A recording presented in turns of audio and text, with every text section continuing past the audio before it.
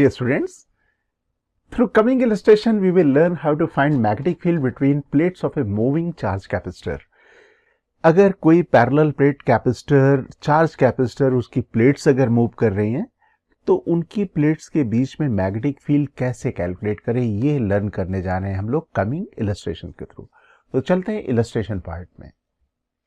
In this illustration it is given two identical square metal plates forming a parallel plate capacitor having as length small l separated by distance small d and L is much greater than small d. That means separation between the plates is much smaller than the dimension of the plate.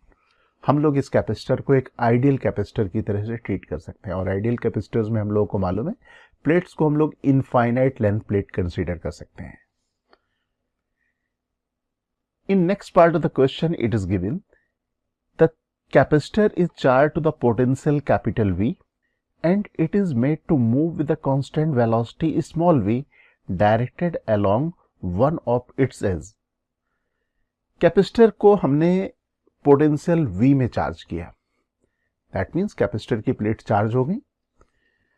इसके बाद फिर हमने capacitor की plates को किसी as के perpendicular direction में, या हम लोग कहें कि एज के डायरेक्शन में, क्योंकि स्क्वायर प्लेट्स हैं तो किसी एज के अलोंग हम लोगों ने उनकी प्लेट्स को मूव कराना शुरू कर दिया कांस्टेंट वेलोसिटी v से। We need to find the magnetic field present between the plates of the capacitor. हमें मालूम करना है कि इस कैपेसिटर की प्लेट्स के बीच में कितनी मैग्नेटिक फील्ड प्रेजेंट होगी। हम लोग जानते हैं कि पैरेलल प्लेट कैपेसिटर अगर हम लोग पोटेंशियल डिफरेंस V में या किसी पोटेंशियल डिफरेंस में चार्ज करते हैं तो उन प्लेट्स के बीच में, कैपेसिटर की प्लेट के बीच में इलेक्ट्रिक फील्ड डेवलप हो जाती है। और हम लोग ये भी जानते हैं कि moving charge produce magnetic field, और इवन अगर कोई चार्ज कंटिन्यूअस मूव कर रहा है या कंटिन्यूअस रोटेट कर रहा है, that can be treated as a current carrying wire. Okay, तो यहाँ पे कैपेसिटर की प्लेट्स मूव कर रही हैं, कैपेसिटर की प्लेट्स, चार्ज कैपेसिटर की प्लेट्स मूव कर रही हैं, दैट मीन्स चार्ज मूव कर रहा है, और अगर चार्ज मूव करेगा तो मैग्नेटिक फील्ड प्रोड्यूस होगी। तो यही मैग्नेटिक फील्ड हमें कैलकुलेट करनी है। तो डायग्राम मैं यहाँ पे प्लेस कर लेता हूँ, डायग्राम में बल्कि बना लेता हूँ एक रफ डायग्राम। तो मैं एक parallel plate capacitor L length का प्लेट स्क्वायर है, L एज का, और separation between plates small d, और पोटेंशियल डिफरेंस V के अक्रॉस लगा देता हूँ। ये डायग्राम मैंने यहाँ पे ड्रॉ कर लिया। पोटेंशियल डिफरेंस यहाँ पे मैंने कैपिटल V लगाया हुआ है।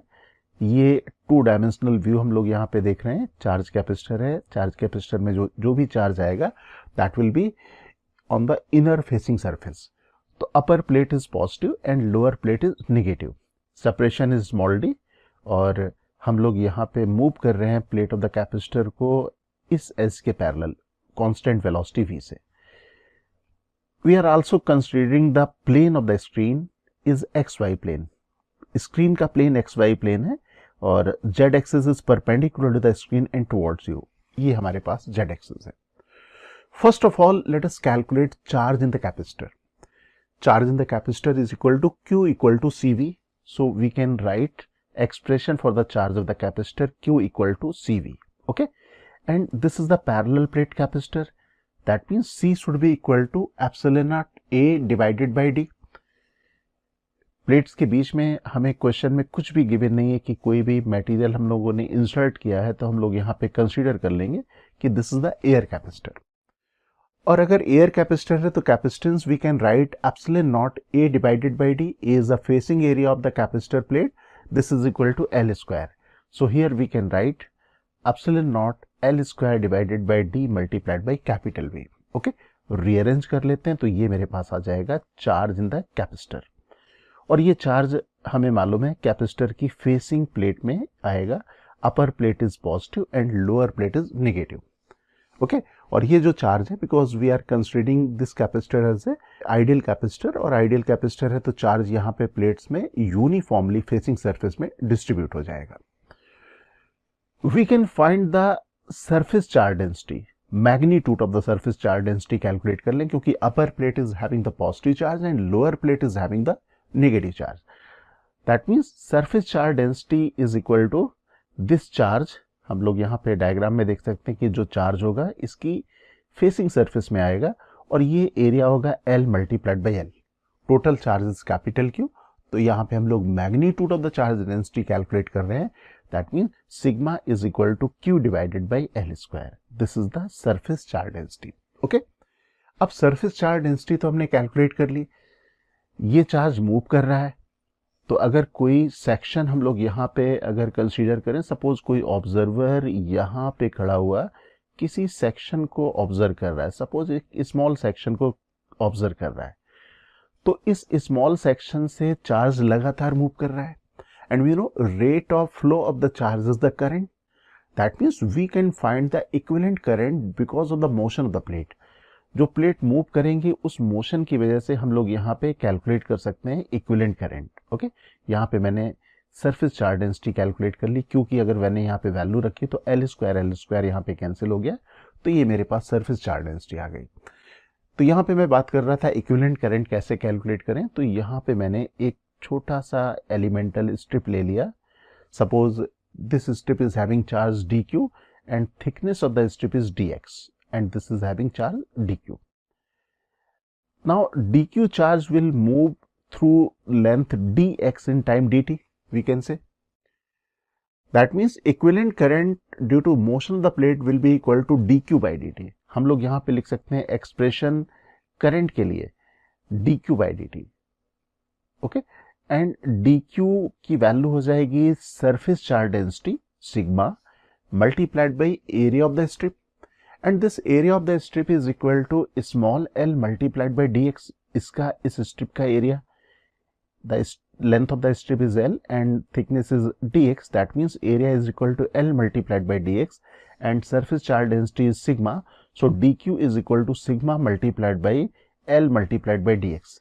Now dt, because plate is moving with a constant velocity v, हम लोग कह सकते हैं dx length चार्ज को मूव करने में टाइम लगेगा dx divided by v, that means dt we can write dx divided by v। तो यहाँ पे हम लोग i की वैल्यू इस तरह से कैलकुलेट कर सकते हैं। तो रीअरेंज कर लेंगे, हमारे पास यहाँ पे आ जाएगी i की value, we can substitute the value of sigma, this is equal to epsilon naught v divided by d। यहाँ पे मैंने वैल्यू सब्स्टिट्यूट करी और रीअरेंज कर लिया, तो ये सिचुएशन कुछ इस तरह से आ गई, epsilon naught L capital V small v divided by D. This is the equivalent current due to motion of the plate. Okay? अब ये जो equivalent current है हम लोग कह सकते हैं कि इस डायरेक्शन में होगी, जिस डायरेक्शन में वेलोसिटी है, जिस डायरेक्शन में चार्ज मूव करेगा उस डायरेक्शन में करंट होगी। और ये करंट हम लोग इस तरह से कंसीडर कर सकते हैं कि ये जो करंट इस प्लेट में डिस्ट्रीब्यूटेड है वो यहाँ पे हम लोग इस तरह से विजुलाइज कर सकते हैं कि बहुत सारे इनफाइनाइट लेंथ के वायर्स रखे हुए हैं साइड बाय साइड, या हम लोग कहें कि ये जो करंट हमने कैलकुलेट की हुई है ये करंट इसकी इस एज में यूनिफॉर्मली डिस्ट्रीब्यूट हो जाएगी। ओके, तो यहाँ पे मैं इस एज में जो वेलोसिटी के परपेंडिकुलर डायरेक्शन में एज होगी इसमें डिस्ट्रीब्यूट कर देता हूँ। This is the positive plate, तो positive charge is moving on the upper plate. अगर अपर प्लेट की बात करें तो positive charge is moving the rightward direction. तो करंट यहाँ से अगर ऑब्जर्व करोगे, आप फ्रंट से ऑब्जर्व करोगे तो current element vector is toward the observer. तो अपर पार्ट में मैं यहाँ पे करंट्स को डॉट ड्रॉ कर सकता हूँ एंड लोअर पार्ट इज में अगर हम लोग कंसीडर करें तो lower plate is a negative plate, negative plate and we know conventional direction of the current is the motion of the charge. जिस डायरेक्शन में पॉजिटिव चार्ज मूव कर रहा होता है उस डायरेक्शन में हम लोग कंसीडर करते हैं कि करंट की डायरेक्शन।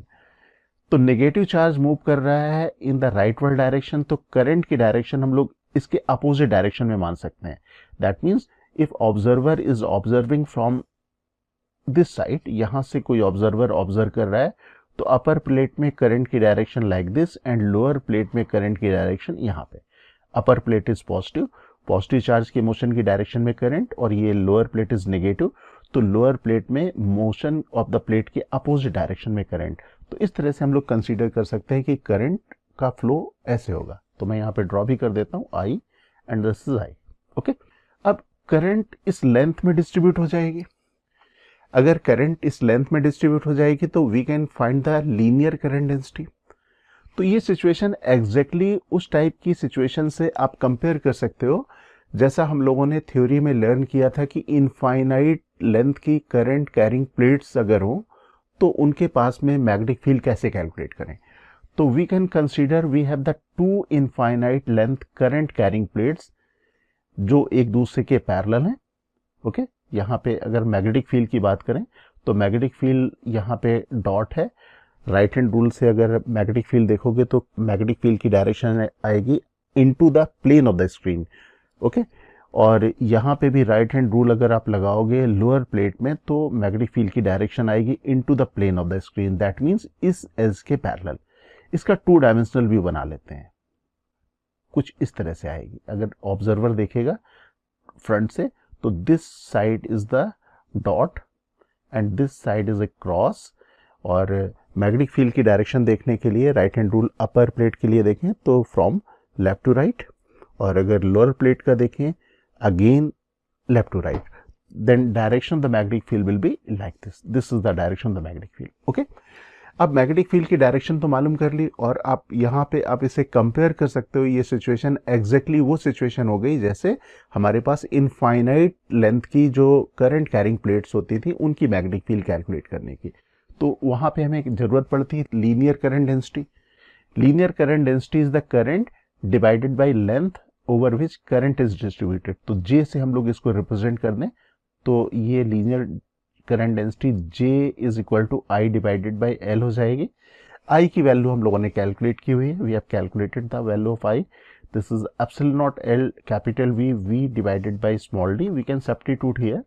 तो this is the linear current density. Rearrange कर लेते हैं इसे तो ये वैल्यू आ गई epsilon naught capital V divided by small d। Now magnetic field between the plates, जैसा अभी हम लोगों ने देखा कि मैग्नेटिक फील्ड अपर प्लेट की वजह से राइटवर्ड डायरेक्शन में, लोअर प्लेट की वजह से भी राइटवर्ड डायरेक्शन में, दोनों प्लेट्स में करंट की मैग्नीट्यूड सेम है, करंट डेंसिटी सेम है, that means net magnetic field between the plates will be the summation of the magnetic field created by the upper plate and lower plate. तो यहाँ पे net magnetic field के लिए मैं दोनों का सम कर देता हूँ। Okay, now we have the formula. Formula हमारे पास है epsilon naught J divided by 2। जो इनफाइनाइट लेंथ की, अगर इनफाइनाइट डायमेंशन की करंट कैरिंग प्लेट्स हो उसके पास अगर कोई पॉइंट हो तो मैग्नेटिक फील्ड का फॉर्मूला हम लोगों ने एम्पियर लॉ से भी कैलकुलेट किया था और बायो-सावर्ट लॉ से भी कैलकुलेट किया था। The formula was epsilon naught J divided by 2। तो we can write magnetic field because of the upper and magnetic field because of the lower both will be equal, and this is equal to epsilon naught J divided by 2 and this direction into the plane of the screen, that is minus Z direction. Okay, अब यहाँ पे इस magnetic field को मैं add कर देता हूँ या इसका मल्टीप्लाइड बाय 2 कर दूँ, that means net magnetic field created by the structure is summation of these two magnetic field. अब सम कर देते हैं तो ये हमारे पास आ जाएगी नेट मैग्नेटिक फील्ड। J की value we have calculated, value of J is equal to epsilon naught capital V small v divided by d। We can substitute this value. अगर मैं यहाँ पे वैल्यू सब्स्टिट्यूट कर दूं तो this is the net magnetic field between the parallel plate capacitor whose plates are moving. Capacitor की जो plates अगर मूव कर रही हैं उनके बीच में मैग्नेटिक फील्ड की वैल्यू इतनी आएगी। Okay dear